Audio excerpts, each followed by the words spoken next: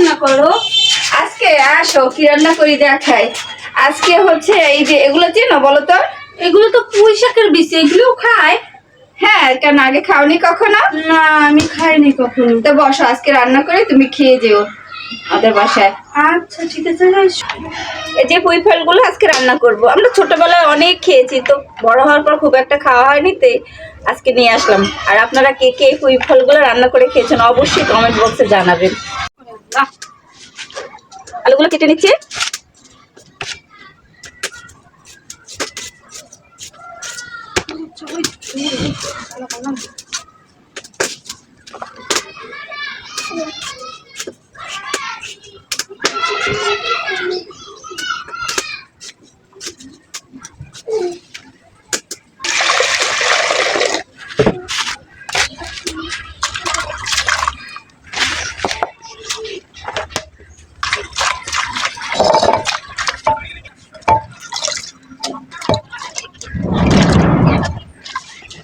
এই যে রান্না সব রেডি করে নিচ্ছি, সব মশলা, কাঁচামরিচ, গুঁড়ো মরিচ, লবণ, হলুদ, জিরে, রসুন।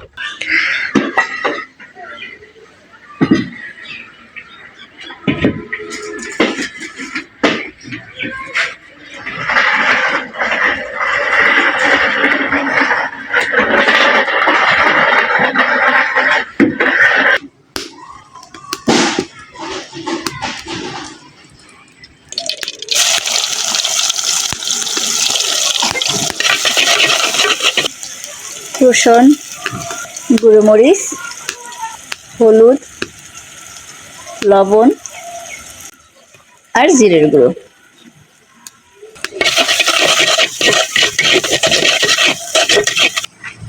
এখন আমরা শাকটা দিয়ে দিচ্ছি। পুঁই ফলটা এখন আমরা দিয়ে দিচ্ছি।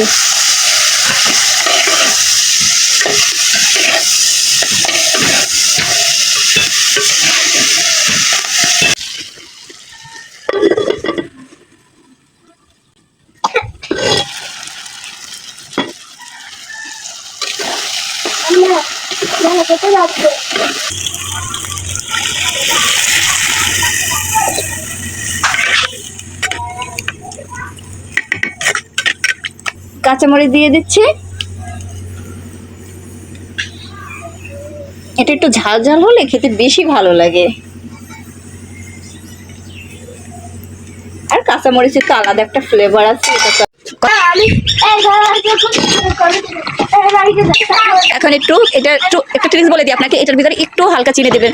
যেমন পুঁই শাক, লাউর ভিতরে একটু চিনি দিলে হালকা শাকটা একটু মিষ্টি মিষ্টি লাগে, খেতে খুব ভালো লাগে। তো আমি একটু হালকা চিনি দিয়ে দিলাম, খেতে অনেক ভালো লাগবে। যদি ভালো লেগে থাকে অবশ্যই লাইক কমেন্ট শেয়ার করে পাশে থাকবেন। এই যে একটু ধনে পাতা দিলাম। জি মা।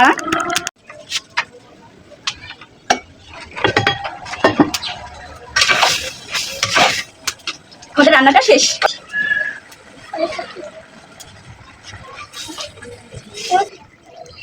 ধরা ধরা পড়ে যাবে।